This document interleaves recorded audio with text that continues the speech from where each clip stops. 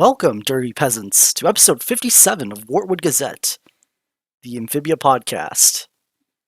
This week's topic is Show's Over. Now what? I'm your host, the Baticon, and joining me today we have Nick. What's up, people? And that's it.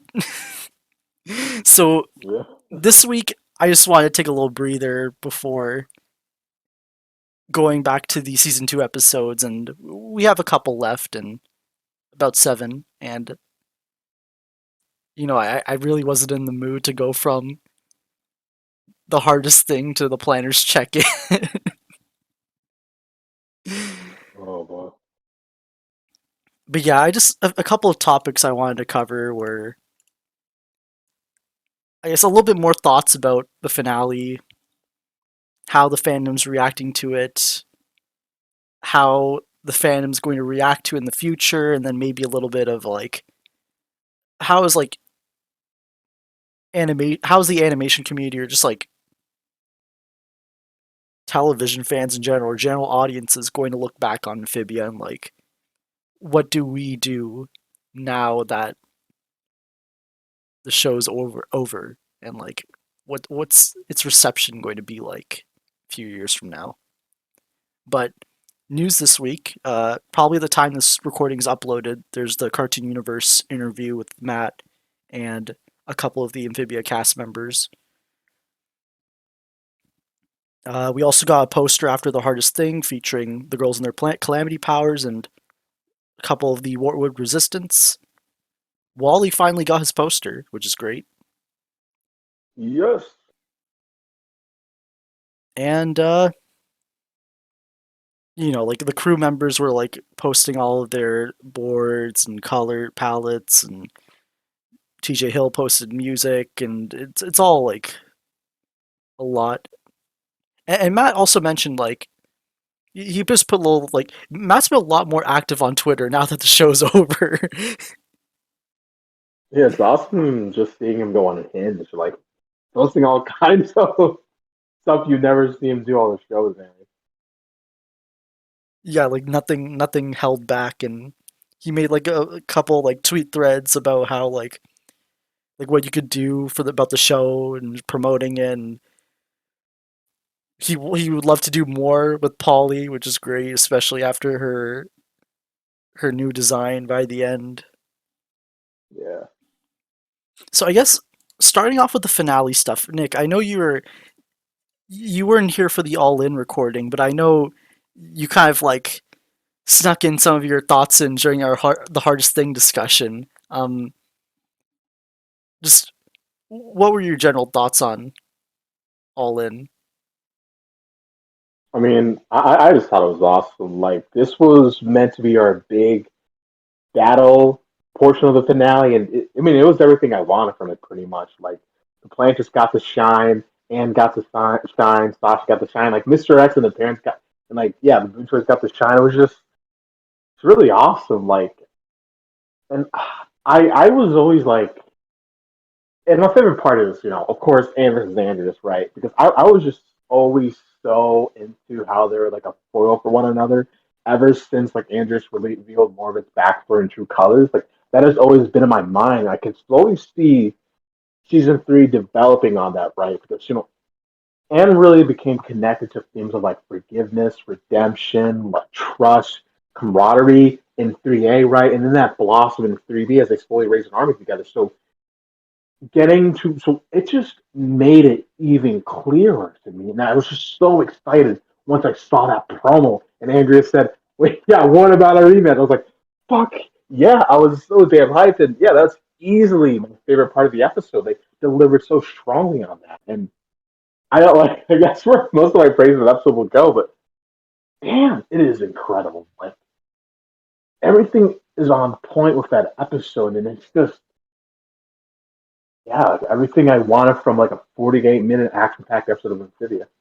Just like I don't know. I mean, you guys have like already squeezed down most of what I would have wanted to talk about before, but like anything good you have to say about it, like I completely agree. Like I just love all in. I honestly I have no clue where I like rank it when if I ever made like a list of episodes, but like, yeah, it definitely be up there. Like, I just love this episode. Yeah, thanks, Nick. And I knew you were gonna bring up the Anne and Andrea stuff because I wanted to talk a little bit about more this week. I just wanted to gush about that because man, just Andrias wasn't introduced until what was it, 43% into the series, but Yeah, I know that math was based on 60 episodes, but um I'm trying to look up the planners check in what episode that was. I think that was episode 7. So we had 27 episodes of Amphibia out of 58. I know All In isn't okay. Maybe we'll just do 59 and a half. I know whoever's listening is just listening to me do math. 45% into the series, you have Jesus, Andrias. like almost, and like he just feels like this just feels like a fight that was always meant to happen. Of how these two characters work, like it's just it felt so right. Like for me, I knew there was. I remember seeing some people say that it should be like Sprague and Grime versus Andreas, like sort of like Leaf and Bear's legacy. But I don't know. To me, this clash just felt like it was always meant to happen. Like, there was no one else I'd rather see duke it out like that. It was just everything I wanted and more. And yeah, and I was one of those people thinking Sprig and Grime would be up against Andrias while Anne and Sasha versus the core, but the matchup here, it just made so much sense. Now that when I actually saw it with Anne and Andrias, they're the ones they've been the ones taking the easy route, the easy way, for quite some time with their respective manipulators via Sasha and the core. And then you had Sasha and the core fight it out, or Darcy fight it out, and that was also great. But yeah, it's just so because I didn't have time for this last week, but when Andrus, it's interesting how when the girls got to Amphibia, it's Anne and Andrus finally found someone who they considered an equal via Sprig and Marcy. But even though they were considered equals, they kind of consider themselves a little bit they finally got a little taste of being in charge for once, or just being the leader in this duo, in their dynamic. And then now it's and then we get to see that unfold with via Anne and Sprig. But then for both these pairings, Sprig and Anne, and Andreas and Marcy, it's if the other person is suffering, and in early season 1, Anne or Andreas wouldn't really care about it, or not wouldn't care about it. They wouldn't be too concerned until it affects their ability to have fun together. I think at least in early season 1, Anne. But then at least early season 1, Anne could see the consequences and then kind of course correct. But then with Andreas, it's Yeah, he kept going and going. He kept stringing Marcy along this quest, and then when Marcy got taken over by the core, that's when his regrets started coming to the surface. Christ, I never thought about the fact that Sprig was basically Anne's Marcy. Never, I never put that together in my mind. Holy shit! Now it makes now it makes that one line and the hardest thing even better, right? Ah, yeah, that's just I never thought of that thought, but that's just genius. I mean, there are those really strong connections between these two.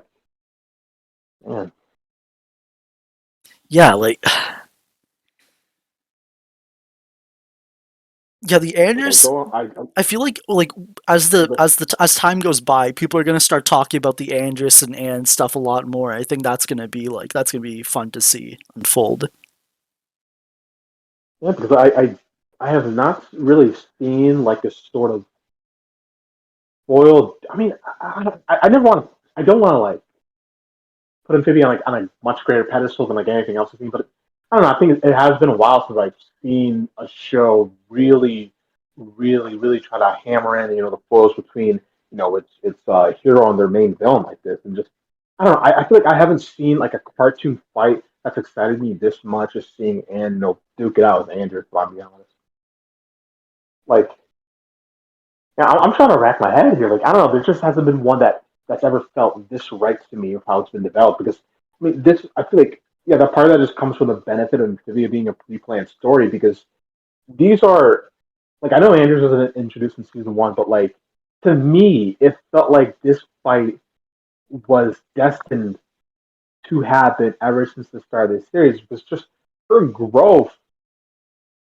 just hits her as like the complete opposite of Andrews. Like everything that her journey through Amphibia is supposed to represent just puts her as like the complete ideological opposite of Andrews, towards all in because she's seriously Andrews, he's all about like the negative like he's all about focusing on like the negative of your friendship's ending. Like he doesn't focus he doesn't try to cherish the memories of it. He doesn't try to like focus on the experience or love he felt there. No, he just feels heartbroken that it had to end. So he internalizes all that and just falls into self hatred and just fight, right? But then you have Anne, like I think I don't know if there was ever a specific point where we do get like learn that she sort of come to terms with this, but I think she does sort of realize that she's changing herself and how her relationship with Sasha and Marcy are changing, and it's just like I think she gets to live through the benefit of that. She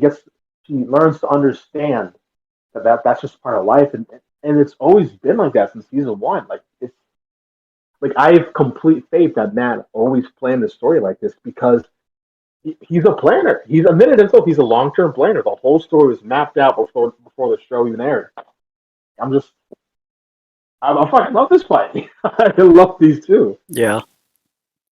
I guess we can go into like the hardest thing stuff now. Like we kind of discussed it like quite a bit in that 4 hour long recording.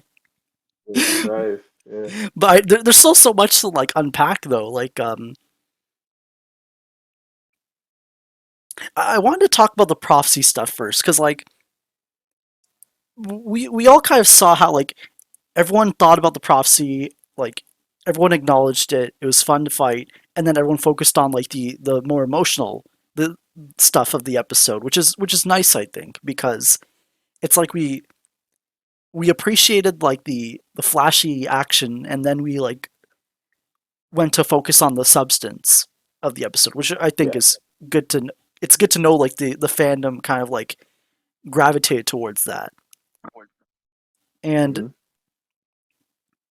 but if the prophecy stuff didn't happen though, but like people like a lot of people would be disappointed. Like even I would be disappointed if that didn't happen. Yeah, yeah. Because, I mean, we've basically been waiting for like half. No, not. I don't want to say half because like no, the mural was shown in episode one. So yeah, I don't think I'm going to blame anyone for being pissed off. We've basically been waiting for like that payoff since the first episode of the show, and it was amazing. Like it was like I don't. It is some of the most fun and exciting minutes of Amphibia I've ever like that the show's ever put out. Like it's just so easily rewatchable. Like like the music, action, the animation, the voice acting. Like it's all just really fun. Yeah, it's just so funny because like of course so much was going on in that finale, so it's like we all had our like attention like divided between so many things going on. It's like the prophecy stuff, the one where people are like freaking out over every single little detail or background art info, like background painting stuff. It's like that would be like the highlight of the week that gets everyone like gets the conversation going. But then like once we reach the finale and once it happens, it's just like it's like the third or fourth craziest thing.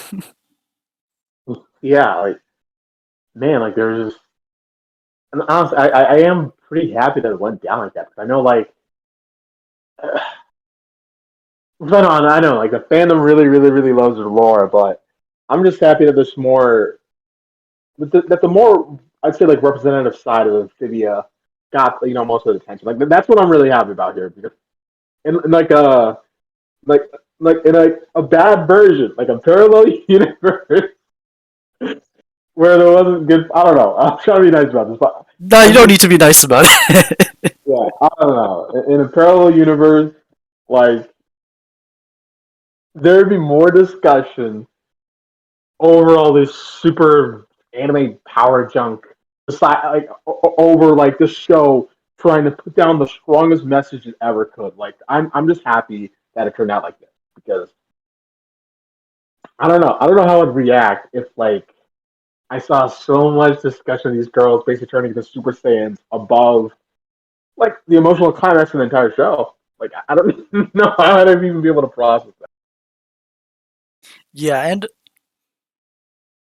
what I did see a lot of discussion happening over was like the when Anne sacrifices herself with the like the clone, like the guardian puts her body in another, like she makes a copy of Anne. I think that Oh was like yeah, that stuff. I think kind of over like that kind of that discussion like it's lasting a little longer than it should. yeah. Like I'm Just I don't don't know. think about I it. guess yeah. Like this is like that's my motto. Like I'll make my jokes about her.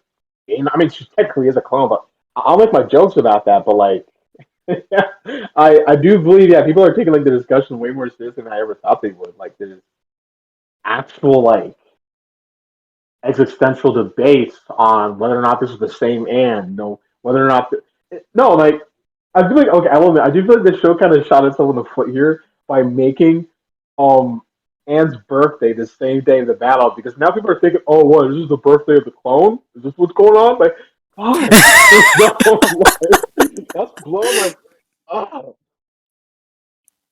And like and then also like Anne's shoe is on the other side ever since she got resurrected. I feel like that's something the crew intentionally did, and now we're just like never gonna get. We're not gonna get like a. I feel like Matt might answer something on this, but it's super weird. It makes it harder to ignore. yeah like I didn't even notice the first time, but then like someone mentioned it now. I literally cannot get out of my mind anytime like I rewatch a revival scene. And Oh man, like we're gonna be. Oh, go ahead. no, go ahead, go ahead. I was gonna say we're gonna be like paying for this. Like they doomed us to have this conversation happen every week. I feel like man, I don't know. It's just crazy. Like when we put it down like this, it makes me really got like realize just how many crazy things happen in the hardest thing. Like that's one hell of a finale. Like we got like our super form. And literally died and got like and got her soul brought into a new body. And then we met a god. Like they confirmed there is actually a god in the Amphibia universe. And then we got a permanent goodbye. Then we got a time skip on Wartwood. And then we got a time skip on Earth. And holy shit, yeah, like this is one crazy finale. Yeah, definitely. And I guess before we go into like the ending stuff, like it seems like the way what was I gonna say? Oh, okay. So remember when Mother Olm came up and she told Anne about like the spell that would like give her all three powers of the stones, and people kind of said that was like out of place. And to some extent, I kind of get where they're coming from because like I feel like if you didn't even have that scene with Mother Olm, like, and you just got to the part where like Marcy and Sasha's powers started like fading, like I could still see Anne like just taking the stones back and then using the power for herself to like save everyone, and the scene could still work. Yeah. Hmm. Like maybe they needed to like explain to the audience, but like I feel like everyone would kind of get it if like Anne just like asked the gems to like it just wants to use the gems to save Amphibia, and then like we just see the gems get destroyed, and then we kind of get the same idea. But maybe there was a reason to have Mother Olm like explain that process again. Like, yeah, I think I do understand like the frustration of that scene, but I guess I feel I mean, it's gonna be fun, but I feel like I was so used to Mother Ohm basically just going like, I forgot Yeah, I'm used to it this is too. Mother of Ohms. Yeah. So I don't know. I feel like they already because here's the thing. She couldn't even like tell them anything. Like she just read off the mural and like you know what I mean? Like I Yeah, feel like she needed the mural itself to like actually to recall what was going yeah. on. So like the spell stuff, she probably like had no like she probably just completely forgot about it. What? Yeah, because in my mind it's like she's lived for thousands of years. She probably has like a ton of knowledge about the stones, what you can do with them, but she's just you know what I mean? Like I don't know. I feel like she didn't even get like a chance to sort of like mule over all that information. She just got reminded to go look at a mural and then just give them that information. So she didn't think about like what other else she could give them. So I don't know. I feel like that's why I wasn't like yeah, I understand. I feel like I guess you can sort of say it's not 100% infallible for the show to just to put that in the last episode, but I feel like there is set up to sort of make it easy to swallow down. You know what I mean? Like just it's Mother Ohm already forgetting so much of what she learned in the past, and just the mystery surrounding the gems because there's like a lot. I mean, yeah, a lot of stuff isn't even completely explained when it comes to like Valeriana and Mother Ohms and what they've done or learned about the gems, right? Like we don't even know the full story, so I guess that's why I wasn't like ticked off because there was already to me like that sense of mystery surrounding them, and this is the show sort of pulling whatever they can out of it. Yeah, the Valeriana stuff is still like what's her deal? Yeah, like she's a guardian of the stones now. So like, did she make contact with Godmino? Yeah, Like, like because like it she's the only character who has like a very direct link to the actual process of the gems. So it's like yeah, I would expect her to like be to know Godomino, Godomino, but yeah, Godmino. Like, I'm just not sure. Like, honestly, that's probably a question for Matt, or maybe we'll put in Mars's journal. I'm not sure. Like, one of those. Also, I hope someone asks them the Cartoon Universe interview tomorrow. yeah, I feel like we can go into like the time skip stuff. Like I wanted to talk about like the girls first and then go on to the planners because like we're planner Yeah, we can do fans that. on the podcast, Yeah, yeah. but like the girls stuff, it's like it felt like Matt was like doing uh it felt like Matt was like very careful and like trying to like make sure the message didn't upset too many people. And not the message, just like what he had planned for the time skip kind of like made people a little bit like upset after everything the girls have been through that they kind of just like went separate ways or slowly drifted apart, even though the finale is about showing them like come back together again stronger. But Matt still had to like explain why that was the case, even though the epilogue kind of showed us that happening. I guess it's like I can understand. I really understood the people who were like this like right after the finale and there was like a lot of like negative comments. Like I did understand that because I could tell like this is for a lot of people this is just their emotions speaking. Like that finale was devastating. It is devastating. There's no lie to that. But I feel like at this point I don't know. I think it would be worth reviewing the show and its themes for a lot of people because I feel like this is something I would even say was just set up in the hardest thing, but for like the whole series, right? Like it was always about like the chain, like it was always about like I think like what did Matt say like that? Like The ebb and yeah, the flow. oh yeah, the ebb and flow of relationships, right? Like how they change, how some end, how you come back to some, like or rekindle some. Like it was all about that, all about your experiences with your friendships, right? And from the very start, we I think the show made it pretty clear that it's bad for Sasha and Marcy to try and maintain the status quo because that just chokes the friendship and makes it even worse. Like that leads to so many terrible things for them, right? Like I feel like the show always made that clear. They have to allow change to flow into that friendship, even if that means they won't see each other every day or every week or every month. Or yeah, I mean, like that's just fine because it. Because I mean, here's the thing. There's also the thing that just obviously you don't see a friend every day or I'm using this phrase every day, or every week, or every month. Like it doesn't mean your friendship isn't strong. Like I have plenty of friendships where I don't see someone for like 6 months, but when we meet up, like it's just like nothing ever changed between us. Like we're just back to laughing and talking to each other, just like the old days. Like it doesn't.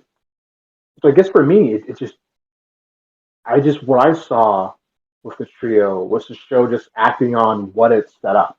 Like it was just delivered. I think it would have been bad for the show not to try and do something like that. If they just had things just be exactly the same and not just show us. I mean, I guess there was Marcy moving, but you know what I mean here? Like it's just like they're still very close friends, right? They'll still talk to each other. They'll still meet up with each other. They're still in each other's lives. It's just they're not constants, right? And I think that's perfectly fine. Yeah, and like yeah, like I've had it happen to myself too, like in high school and uni as well. It's like it's not like it just happens. And I guess maybe like it's a really good bet like the show had like a really good message about this like Yeah, this is like super like this do, is new. do Like really I've never seen another yeah show has a show do this. like covered this kind of like to like this depth about Never, I've never seen it. Like I literally never, I've never seen it. I have never seen any other cartoon try and do that. Like Christ, I've never seen it.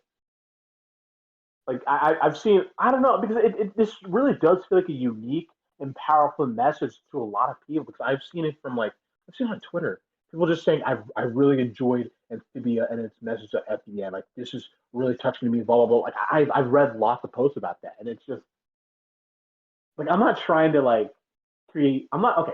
No, I was about to say like a lot of people that are complaining are probably little kids, but no, no. I've seen some adults who have a problem with it, but it's just I won't go there. I won't go there. Like I that'll be mean me. this But this is what this recording's for. Like honestly, I just want like it feels like some people miss the point and it just flies right over them and then they turn around yeah, they see the point going away from them but they just don't want to go after. yeah. Like I feel like this is just because a lot of people put too much of themselves into the trio while just ignoring all these points about the friendship that were just hanging over. I mean, it's probably part of why we saw so many people in denial of Marcy and Sasha like going home or Marcy ever moving. Like I feel like this is a lot of where it comes from. Like a lot of people just did not see this ending coming. Even so, it felt pretty clear, right? Like I felt it. I was just completely unsurprised by what I heard. Like I did not react at all. Like I was just like, oh, yeah, I don't know. Like I didn't even imagine like the trio genuinely like slowly drifting off of each other. I didn't even think about that. I just I don't know. I it just felt natural to me. It just felt like something that the show set up and executed. It flowed naturally.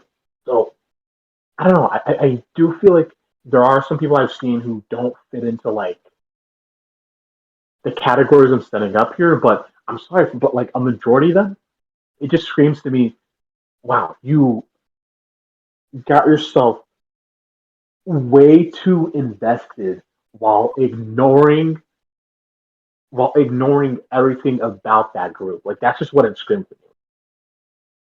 Yeah. Also, I mean, come on, are they forgetting about Leaf's damn letter? What the? I mean, Leaf's letter is literally so close to what answer at the end of this series. Come on, Wait, which like letter? don't forget like Leaf's letter in All In, she literally said like change, like that's the beauty of life. She's like, don't close your heart off, allow change to happen. And it's like Nope. Guys, you can show it there. Like, at least letters and speech. You can't be like, Yeah, I don't know. I feel like you just get mad at Amphibia for this one. it's It like, was seriously always about how Marcy and Sasha won't let the status quo change. It's always about that. It's always a seriously. and even That's why Anne, like even they Anne for better the not status quo vote. as well. Like sometimes she'll be like, especially in 3A, where she's trying to pretend everything's like normal with her parents. Oh yeah, yeah. Oh shit, yeah, yeah, yeah, totally, totally. I mean, it's ah man, I didn't even think about that, but yeah, it's always been there. Just you, I mean, Christ, yeah, like when with Mrs. Boonstroy, even like when she, yeah, when she struggled to really try and see the new person that Anne was growing up into, right? Like, yeah, like there's that moment at Anne's tournament where she literally just chews her out completely.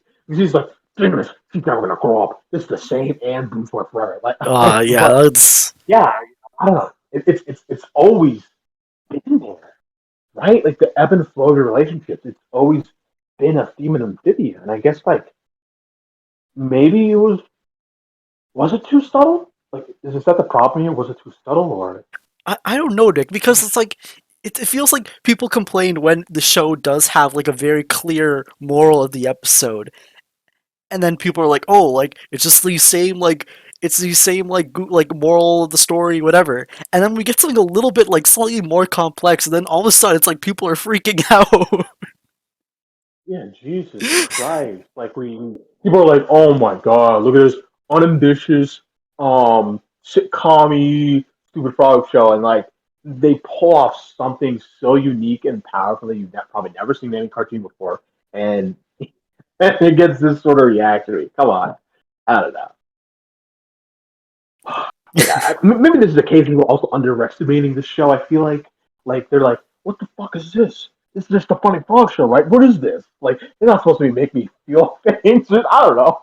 I know the Like funny this, frog show thing. I think it's mostly like Amphibia fans like knowing like what people like sign like what people get into, and then what they end up with. But I feel like, hmm, I'll say that talk later about like what you get like when people like watch the show, what do they know about it and what they're getting into, and then what they get instead and how they react to that. But like, I guess oh back yeah, to there's the a girl. lot I gotta feel. I guess back to the girl stuff. Like, it feels like I'm debating. Should we talk about Anne? Should we talk about Anne's future career, or should we talk about the planners first? So we talk about the planters first, I guess. Okay, so it's like, yeah, like you see all this talk about like the girls like, oh, they didn't keep in touch. Marcy didn't ask about like Sasha and Anne drifting. Oh wait, while we're on the topic of like Sasha and Anne drifting apart after a while, like it's funny how in the beginning of the end, like Anne just like, just look at what we have now, Sasha, and then fast forward a few years, she's like, see ya. Yeah. I don't. Oh man, I don't even know. Like I'm not even because like I'm because I feel like a lot of people are hanging on to that like way too much. It's they're still close friends. Like that doesn't change. Like that's not gone. It's just I don't know. Like I don't know, man. Like they're just things change. Like I'm sorry, but no. Like just no. Like I'm sorry, but they were like what 13.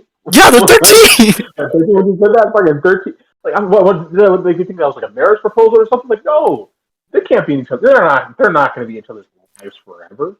Like they're. I mean, we'll keep in touch. We'll talk, but like that, but all because it's not like a constant, consistent, or a constant, consistent thing daily. That doesn't mean like it's any less true how much they feel for one another. Like, that doesn't change. So I feel like a lot of people sort of need to realize that, right? Like they need to take that in and accept that. I'm sorry, but like I mean maybe that's the hardest thing for them, but let's hope. Like let's hope.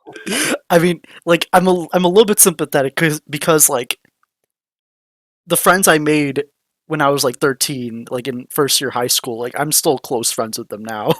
So it's like I feel like Yeah, when I do have this conversation, I'm like, yeah, like I still have I'm still pretty tight. Like yeah. But yeah, like,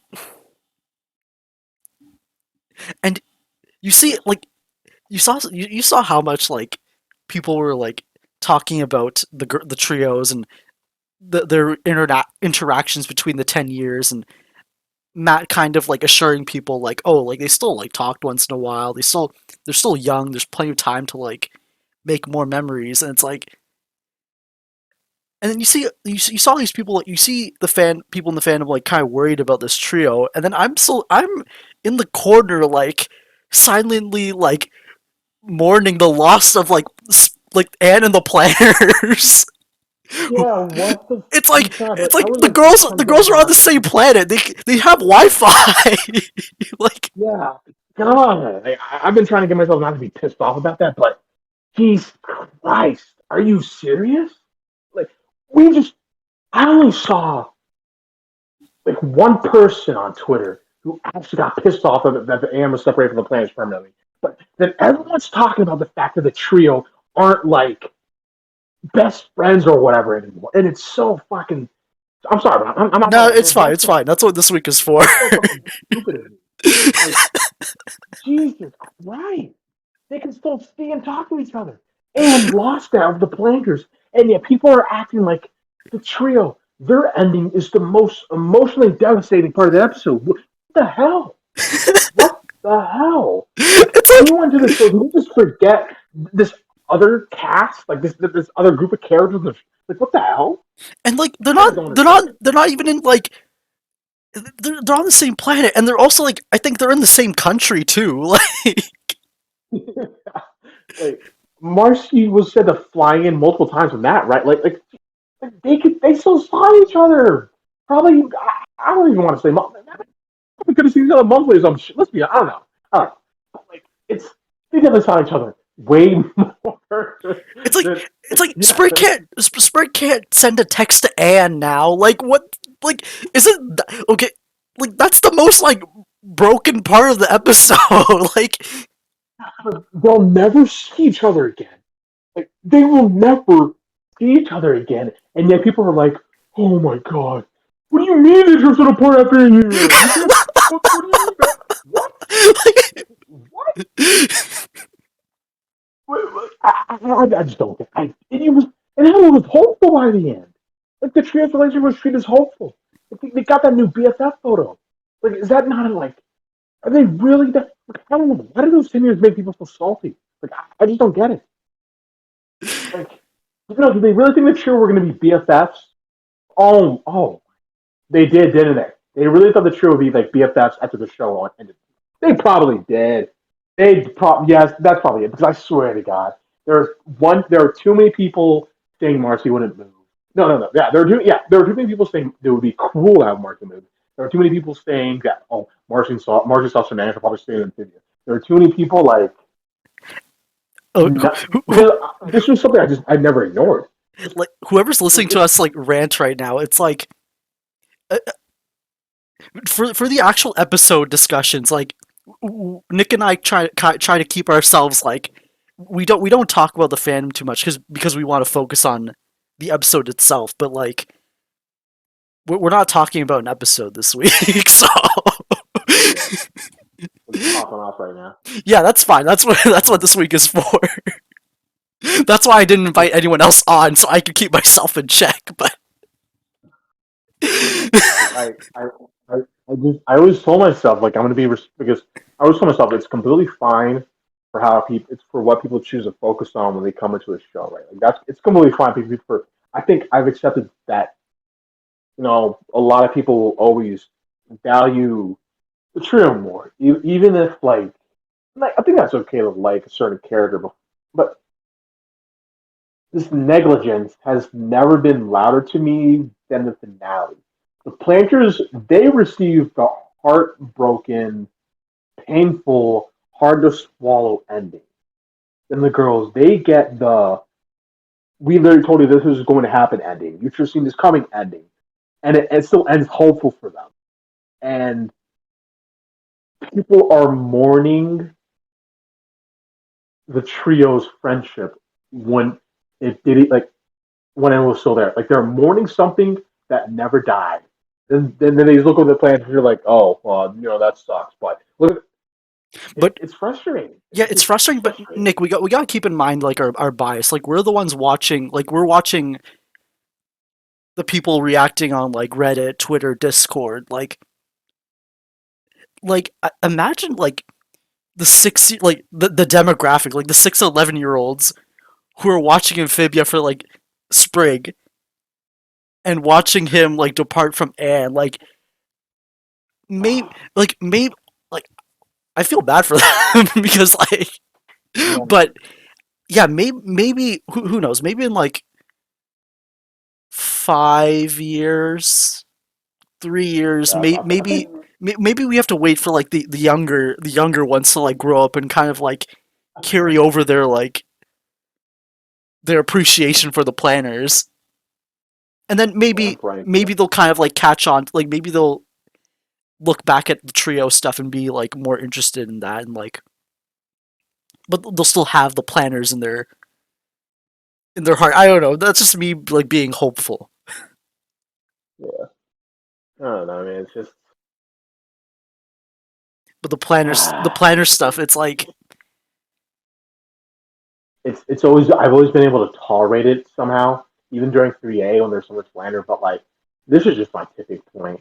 Just people treating it like a tragic event, getting pissed off and mad that their friendship didn't stay pitch perfect. Even so, the whole point that they need, like, Anne literally had that speech in All In. Like, she had that speech in All In to them, and it's just yeah, how she she had didn't how this she didn't letter love to herself until she met them.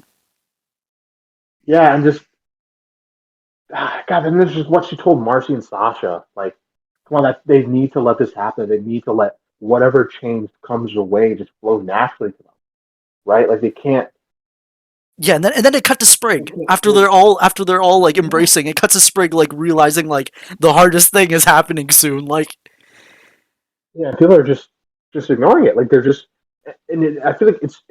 I mean, people have forgotten who the main characters are. Like they've forgotten what show this is, what this show is about. Like they have generally for like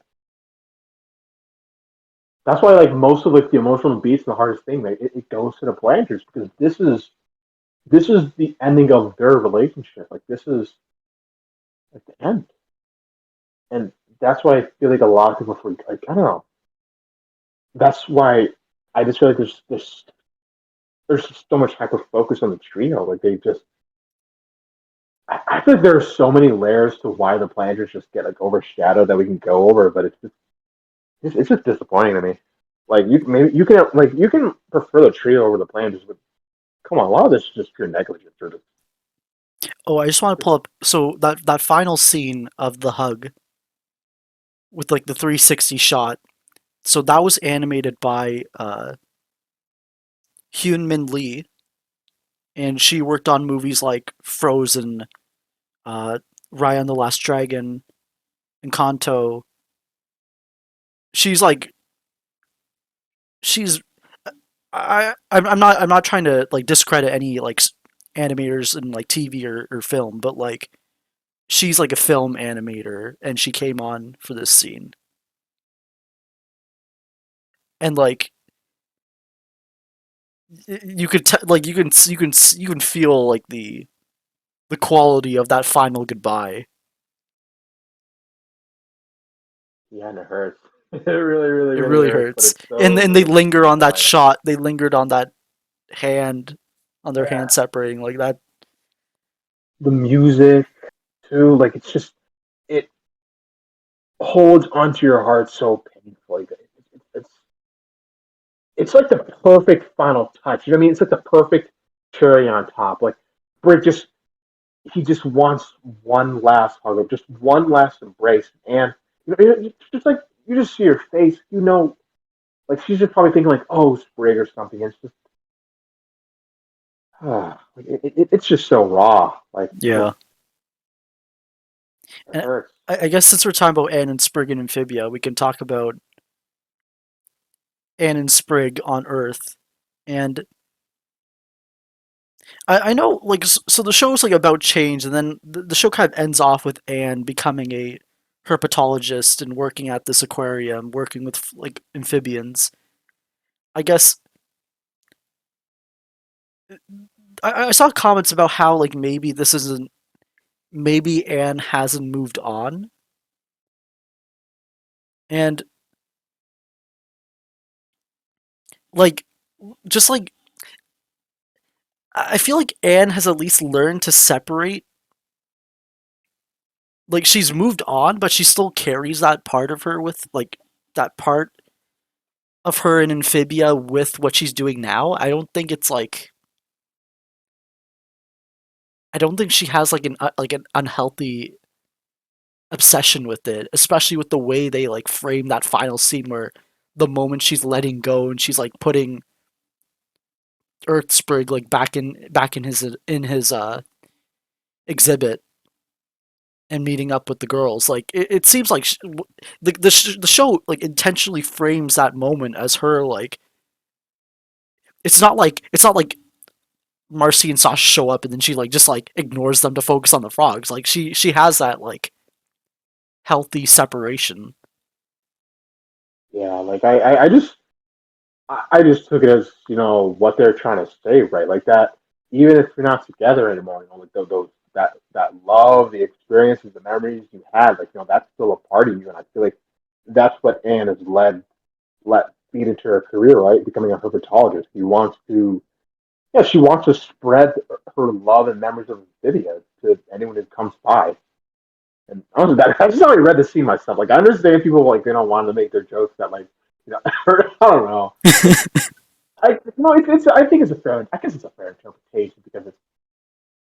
It kind of reminds me. It kind of reminds me of Thai Feud though, because it's like where she kind of like expresses like who she was to this like group of people who are unfamiliar with her world or with her culture. Like I mean, I don't want to say amphibious or culture, but it's like a part of her experience, and her being Thai was Yeah, part of that's what was her meant. experience, and Yeah, that's what it kind of reminds me of. Where like she okay. goes all out for this. She went all out for like Yeah, Stumpy's reopening, and she does the same thing at her job. yeah. I honestly, yeah, I can't blame Anne for doing this because, dude, like Amphibia changed her life forever. Like it completely revolutionized who she was as a person and just made her really come into her own and start loving herself. Like they've Amphibia has done so much for her. Like she just can't forget them and not like to me,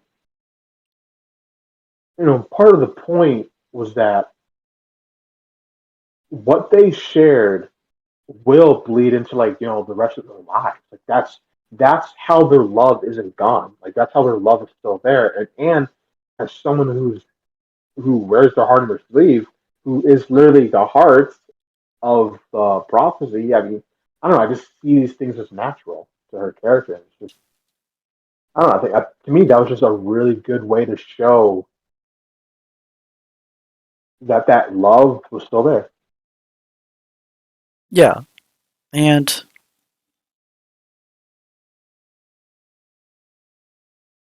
yeah, like how like it had I didn't even notice the Newtopia statue until we got the backgrounds by. I'm pulling up the art director's name, Sunjae Lee. Like Yeah, he made these like he drew out these final backgrounds in the aquarium. And yeah, like Newtopia was there, Toad Tower, and we saw the planet home. And oh, we mentioned earlier we were going to talk about the planets, but we kind of led into the ant stuff. But oh yeah, shoot, yeah, the planters, I the mean, planters. we kind of talked mostly about Polly. We talked about most of them pretty in depth because we made sure of that. But it's just Paul, like Matt mentioned, like he would love to do more Polly stuff, and it's like you could see why because like by the end she pretty much has her like her own like crew. She had Frobo, she has Microangelo, she has like Bessie and Michelangelo, Bessie and Joe Sparrow's kids, like the Snids, Yeah, this nerd. the Snurds. This nerd. Like, Yeah. throw a couple of them in a group. You already have like a Disney spinoff with like the perfect like cast. And even like we know how like Disney kind of won its like the energetic go getter female like protagonist, and it's like and Matt kind of like really fought to not have Anne fit that mold, but then now we have like Oh. now we have someone like Polly who kind of like fits that mold that Disney wants, and we'd be like totally down for it though. Yeah, like yeah, I would totally watch a Polly spinoff. Like I will, as painful it is for me to say, I feel like I would take any spinoff, any Amphibia spinoff, as long as they, like, it hurts for me to say, as long as they don't let the Amphibia and Earthside crossover. Like, it hurts me to say that, but I think I would take any spinoff as long as that doesn't happen. You know what I mean? Like, I know it sucks. It sucks to say that, but it's just because the whole idea of the ending at that point, is, no, is that they keep growing, they keep changing, they keep living their lives, and yeah, I wouldn't have mind to continue waiting for their stories. Like, I don't mind, honestly. So just give me that. But as much as I like it, just don't let you can't let them see each other. Just don't let them see each other. Yeah, Like, I feel it hurts to say that. like if we, you know, if there was a way for Anne and the planners to like see each other after this finale, we'd be kind of saying like, oh, the finale was like all about like change or whatever and like blah blah. But like we'd be kind of like, oh, we thought this whole show was kind of like leading up to the separation with the gifts and the planners being on Earth and kind of like the show prioritizing that over like anything else happening in Amphibia. But like deep down, we all would be kind of happy that Anne would still see the planners. Yeah. Like I really thought to myself, since this is based on a trip to Thailand, that there's still the option of Anne, like, visiting every now and then. Which I thought, like, at least she could still see them through the portal, but no, it's like the complete definitive end of the relationship. Like, it's the end. Like, their love for each other might still be there, but nah, this is the end. It's Yeah, because like damn. when So, like, yeah, because I was when Matt gave those interviews and he kind of said like he talks about like the joy of like going to a new place, and then he kind of always omitted the like the last part of like going to like a new place or a new job or like a new like social group where it's like he never really mentioned like the goodbye part. And then like that's when I kind of like started thinking like okay, like this is kind of gonna like it feels like he's like omitting that last important bit because that's going to be what's in the show. And I know when he mentioned like the Thai trips or how he the Thai trips how he came back like every summer, like for a brief moment I thought, oh, maybe like Anne would have her like Gravity Falls see you next summer moment or something like, but she didn't.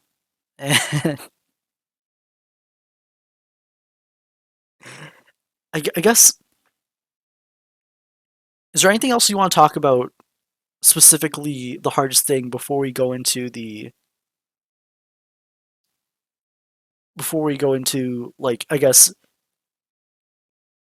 greater reception beyond like general audience reception a few years from now? I guess the fact that he was always planning on, like, having the story lead to this, because it just, like, it for me it puts, like, the entire show in this, like, different perspective. It just really just gives a way to justify exactly how the show's handled, if that makes any sense. Like, it's just, Yeah, I want to add on to that point like later on because yeah, that kind of yeah, this ending kind of like justifies everything. But I just wanted to talk about how like that statue, like that Anne statue, where like how they first reveal it, and like I think I talked about it last week, but like I just want to talk about it again. Like each of the planners like having that very brief moment of like you could see the reactions on each of their faces. Where like Polly has this like look of pride, and Hop Up, you can see like a little bit of like sadness there, and then like Sprig is just like kind of like reminiscing about like the times he had with her. It's just really like maybe I'm looking. Maybe I Yeah. looked into that scene too much, like that 2 seconds too much. But like I don't know, man. That seemed intentional. It's fair. I feel like, yeah, I feel like it's totally favorite. It's like the last few moments in the series. Like it's But like it hurts. Like it just hurts. yeah, especially when Sprig looks back before going on his like next adventure, like and Yeah. Anne is Like it's pointing. Anne's pointing in like forward, like.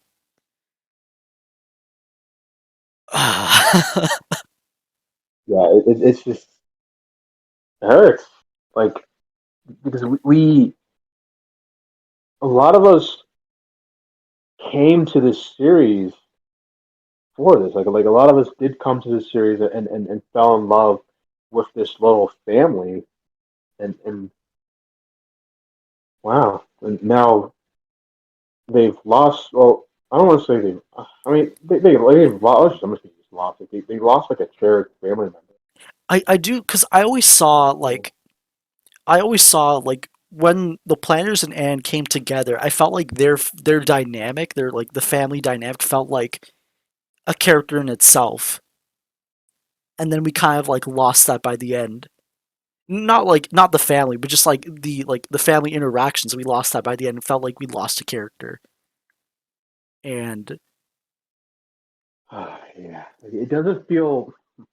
It's still a planted family, but it doesn't feel quite as whole. And Anne was just such a huge piece to it. And I know, like there is a theme of like her of Anne's presence still being felt, but the missing pieces it's not quite the comment. same. I know Matt made Yeah. a comment about like missing pieces and how like Anne was kind of Oh like yeah, a Anne missing. was like the missing piece. So yeah, And then also like yeah, right. the Boon Choys were also like missing pieces for the planners, and for at least for Sprig and Polly. Yeah, like it's just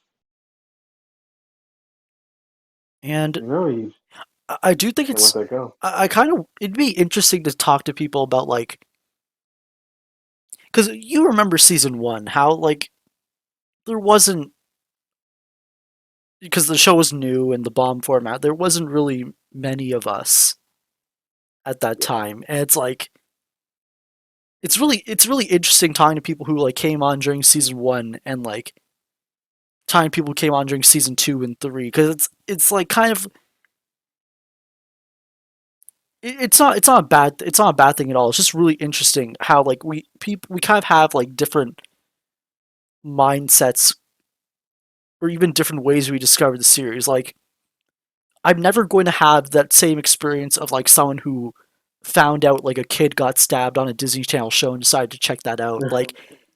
Like it's a Yeah. completely different experience from me like coming off of like Star versus the Force of Evil finale, uh, which which yesterday it was its third year anniversary. Yes. Man, And I just love how I don't know. Oh, sorry, no, okay, I'll go after you. no, I think I know what you're going to say. It's like because the both these shows, I feel like what happened with Starverse kind of shaped what people were expecting for Oh my Amphibia, god, yeah. and Amphibia kind of like people want Amphibia to like to end a certain way that was vastly different from what Starverse did, and Amphibia did that, and people were kind of like people reacted to that in a positive way, and Yeah. now and it kind of sucks for Starverses, not the fans, but like the show itself, where it's like you're going to have the hardest thing, and then like a few days later, you're going to have like the day Cleaved came out, the Starverse finale, and people are going to make those comparisons, and you kind of can't blame them because they both kind of addressed similar situations about like people from different worlds, like what happens next, and Amphibia just did it that message like infinitely better.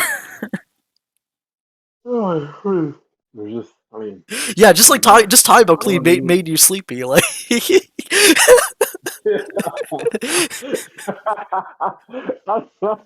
just like, man, I think it's very good that the cartoon community got an ending like this from Amphibia because, dude, I mean, you've seen it. Like the way people talk about endings, like change your mind or clean, it's like the fucking traumatized.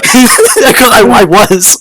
Like, yeah, like oh my, it was so frustrating. Like, watching any Andrias scene that gave him death. People be like, oh no, they're gonna redeem it like the diners. Oh no, they're just like having panic attacks, speaking out, and I'm like, and it's just like, have you watched anything that's not Steve Universe? It's like there are so many other shows that came out around the same time that either fucking murdered their villains or did something different, and it's just like so many perspectives were defined by those endings. So I guess I'm just glad.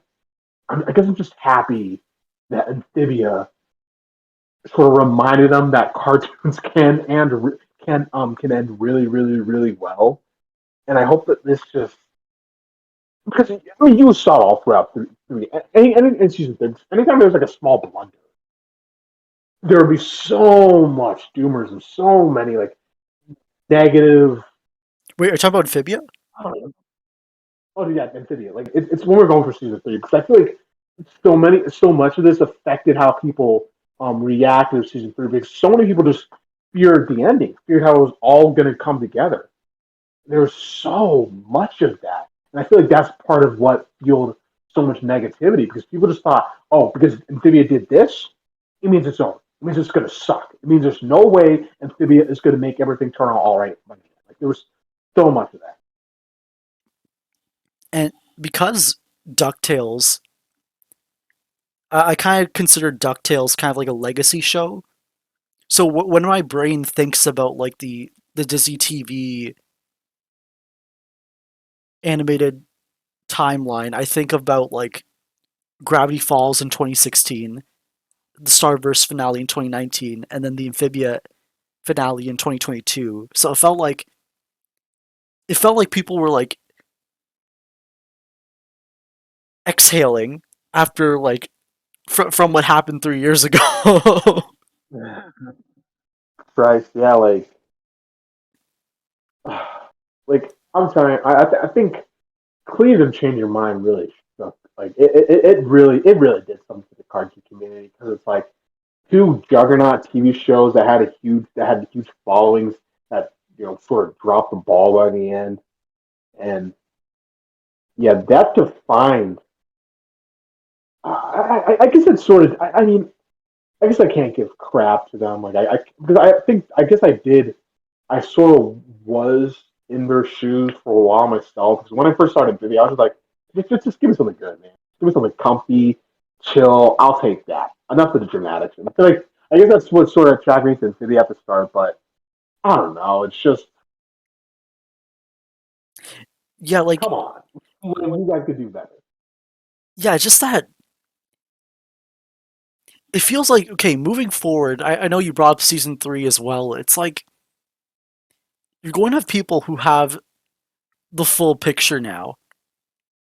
And is that going to change how people approach Amphibia season 1 now that we know all of that was I like on like a it was on like a their days were numbered basically and the planners.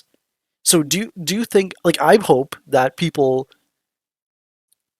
who know about Amphibia and happen to know what happens at the end kind of go into season 1 with the understanding like this is the time you have with them, and like will people start to take season 1 more seriously? Honest, I mean, I think there's a really good chance because it's just there's this idea if someone's complaining like, oh my god, why do we spend so much time in the war with the planters?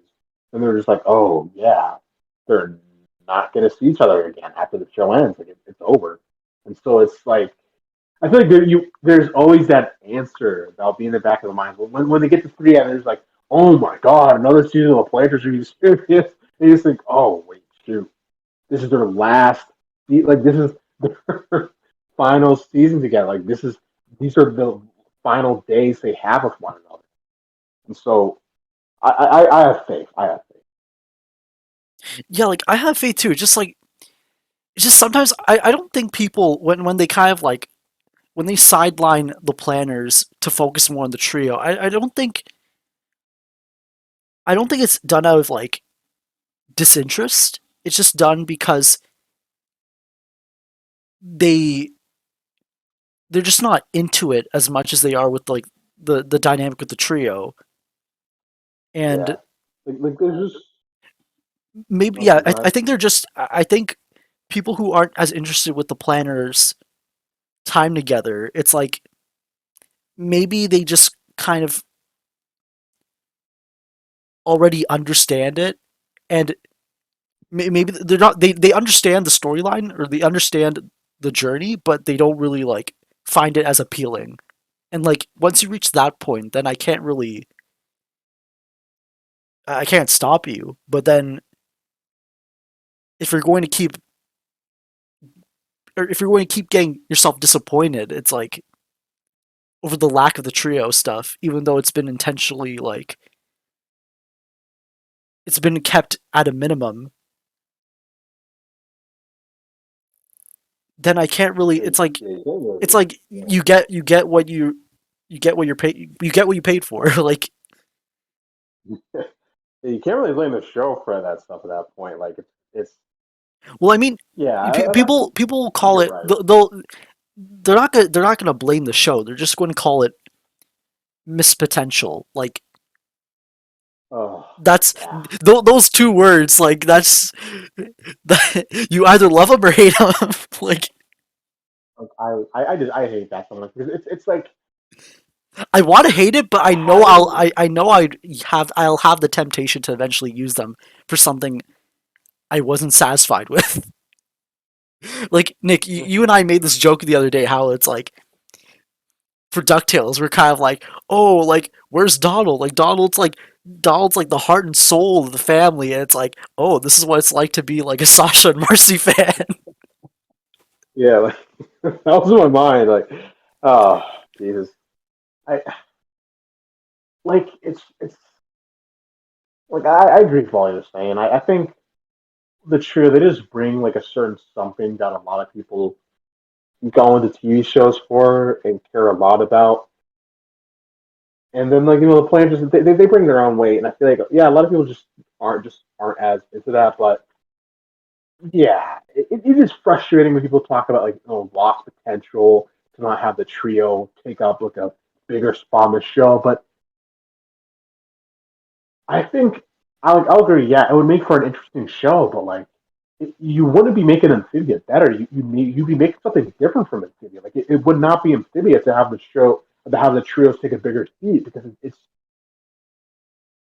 because they were gifted the screen time they were for a reason. I mean, they didn't have much to do with a lot of Amphibia's major themes until literally like the tail end of the series. Like that's when they started getting more stuff to them. So I don't know.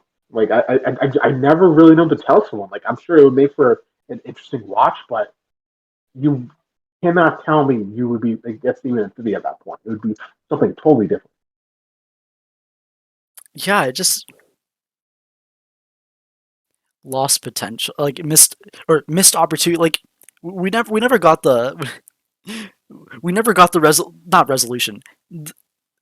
Everything involving the parents kind of for Sasha and Marcy kind of ended with Anne's letters to them. And Yeah. I know like you and I we were kind of like, oh, maybe like I think when we first got the letters, we were saying like, oh, okay, maybe they'll address it, maybe they'll address it. And, like we were kind of just like saying that because we don't want to like we kind of wanted the Doomers to like stop talking for a bit. Like we were saying anything just to get like just to get like the Yeah, complaining to the the, the whining to end. Because we were like that because we were dealing with that like yeah, every week in season 3 like yeah. Seriously, like and there was just no Christ Almighty. Yeah, so we're just like just wait and then like the pain stopped like for a brief moment and then like like it was, I think by the time we got to Escape to Utopia, I remember we were talking to Princess Cthulhu. We were saying like, okay, maybe it won't happen, but we just gotta accept that. And then yeah, like I was.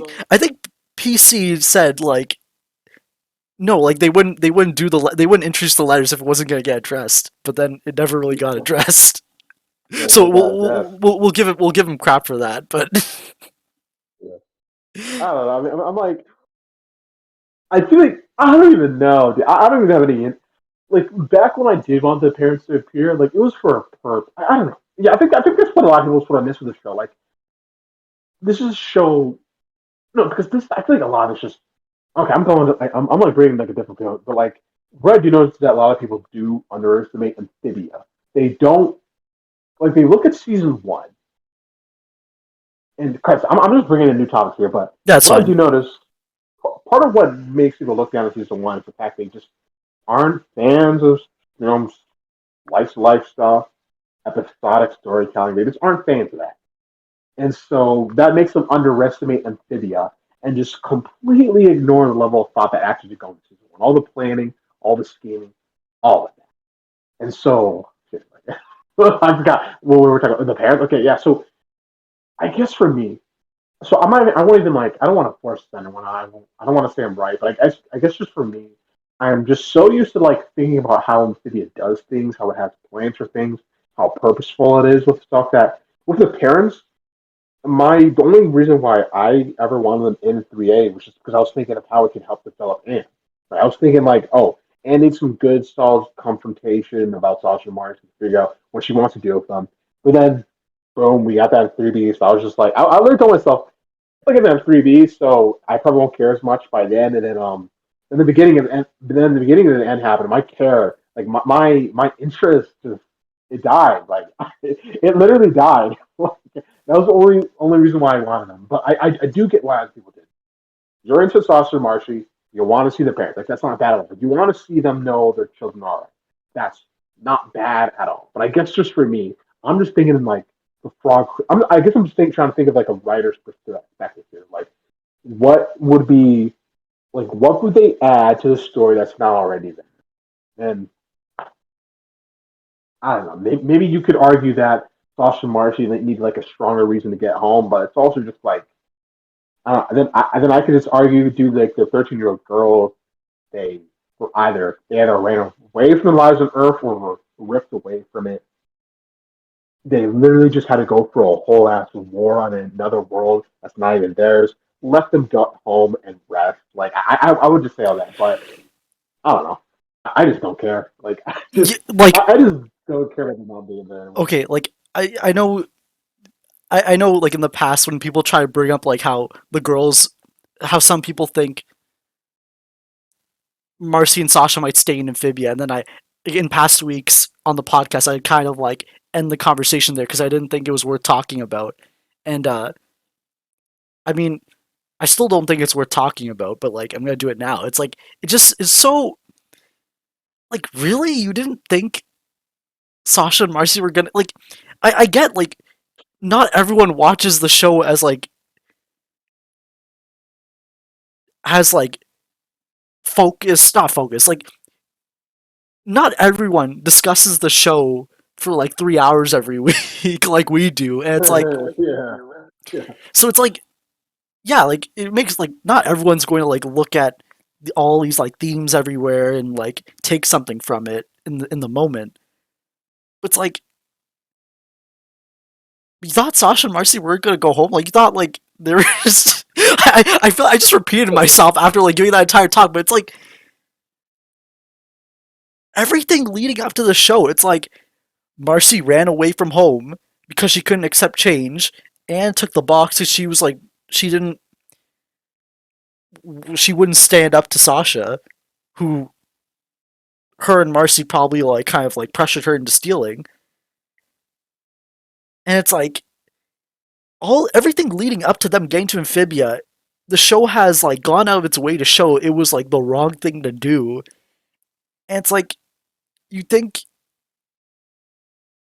you think the show's gonna justify that for them in the end? Like, and I don't mean like justify as in, oh, you were right to steal the box or whatever. Just like they did the wrong thing to get to Amphibia, and then they're going. The series ends with them doing the right thing and getting back to Earth. Like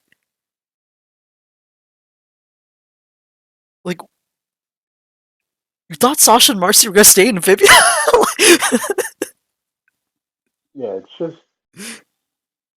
I don't even know this. I think it's part of this because of the isekai genre or something, right? Like so much of it does end with so much of it has to do with characters not even giving a shit about their home life. Like they'll die, then they'll just be sent to this new world, and they'll just be like, oh well, okay, I don't care. I don't care what happens on Earth. I don't care how they react. I mean, it's crazy. It's just, so I don't know. I want to throw them a bone, but I also don't want to. Like it's come on. Like do they? I don't know. Do they really believe they'd stay on Amphibia? Like just like every time they were stubborn. Come on, yeah. Every time they were stubborn about it, something fucking terrible happened. Too. Like don't even try to logic out it because come on, they're metaphors here. Like the show was very clear that like that them trying to use Amphibia as an escape or just or as a way to run away from everything or like it was clearly shown so many times. So I don't know. Like I just I think yeah that is one of the more annoying parts of the Discord. Like it's just so many people. It's just like what the hell did you think you were coming in for? What did you think was going to happen? Did you really come to the show just ignoring all the signs and you got pissed off that it's like this? I mean, come on. it's just it's kind of weird looking back how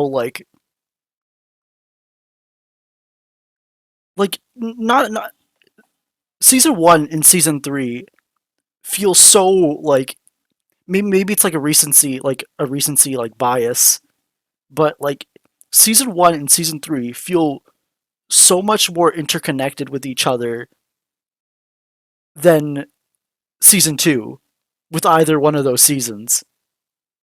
Yeah. Maybe like Yeah, no, I see what you mean. it, I feel like just like the hardest things point it just season one is just the biggest representative that I think. It's and just something bad. and which is weird because like season two is like season two like we don't know right now like we're in the moment, but like maybe in a few years from now maybe season two will be considered like the season two is like considered like the best of the three seasons. And like season two is like phenomenal. It does have like lots of stuff. Like you could maybe argue like on episode by episode basis, maybe season two was like better. I don't know, but like see at least in terms of like for the main story, like the season one and season three feel much more interconnected with each other for both like plot and characters. And season two feels like more like the bridge between them. And it Yeah. kind of makes sense in a way because like season two was always about like going from one place to another, and people who wanted their deep themes and deep messages were most interested in like the season where the progression was from going from one place to another. But that's their that's their thing. But Yeah, because I mean, season two basically does set up like the rest of the show. Like literally halfway through season two, everything else in the story is just I don't know. I already said set up, but it's true. Like at the end of the aquarium, literally sets up the entire series at that point. Mm. I mean, it sets up the Yeah, series and like wonderfully. Like that's season two's like best biggest strength. It's like it sets up the series all that like stuff. But at the same Yeah, time, no, it's like, I completely agree. yeah, like if we went from like season 1 to season 2, like season 3, it's like, well, obviously, yeah, it doesn't work, but like, yeah, like season 2 kind of like, season 1 plants the seeds, season 2 is kind of like letting everything grow, and then like season 3 is like reaping in the reward. Like, because like even like I'm trying to think about like season 1 very clearly Anne is like being like broken down and rebuilt up again. Season 3 is her in charge and kind of like is her taking charge of the situation. And then like season 2 is like her like season 3B is like her kind of like focusing on what she's good at. Season 2, there's probably something there, and there are moments with Anne, but like I don't really have that same like, I can't describe what Anne's going through in season 2 in one sentence the same way I can for like season Yeah, 1 3.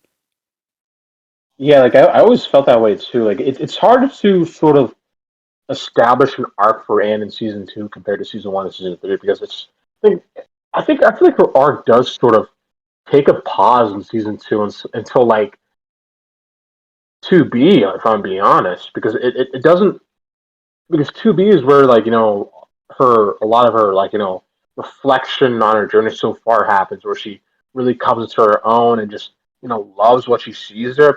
It's really, it doesn't really start getting explored until like, I think, what is it, like, yeah, the Second Temple, yeah, Total Redemption, the Second Temple, Bessie Michelangelo, Battle of the Bands. Like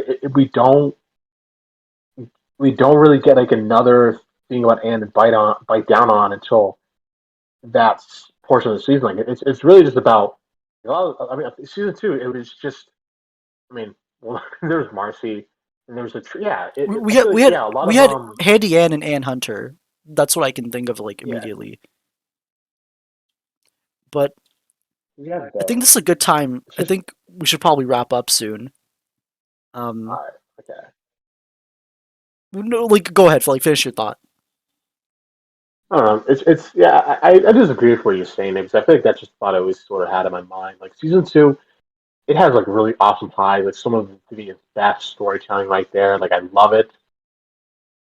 But yeah, since it really works more as a bridge to set up the rest of the series, right? It it works very differently compared to season one and season two. Because like season one and season three, because those seasons in particular, like they're the ones who really do feel like they represent what Amphibia is about in a way. Season two, though, it's like it's just really awesome season that attracted a lot of attention, and I think that's what I can give it. Like it's what really made the fandom what it is now, right? Like it's what really gave the attention Amphibia deserved. Yeah, and I think with that we can pretty much wrap up this week's recording. And Nick, do you think you've recovered enough to do a to do the players check in and scavenger hunt next Oh yeah. week? I feel totally fine. Like at this point, I feel Okay, like yeah, I'm like yeah, I think I don't I'm know. ready for it. Wait, isn't next week the Owl House finale though? Oh yeah, yeah. Next week's finale. Yeah, then we'll probably take a week off then. Christ, like the fact that it's Yeah. like Disney, just why did you do this? Like the fact that it's ending next week. Like I don't even like. Yeah, like we'll take a week What, off just so we don't, when we cover a segment, we that doesn't get like overshadowed by that, just to give it. I don't know. I, I, I feel like I'll focus a little bit more on that, but on Owl House. But with that, just that pretty much wraps up this week's recording. Um, thanks, Nick. I was gonna say thanks, guys, but it's just you here tonight, but weird. which was by design. Um, yeah, like it was nice to kind of like just have like a bridge between like the finale and before we go back into our episode coverage. And thanks everyone listening, and see you guys next time. Say goodbye, Nick. you guys. See ya.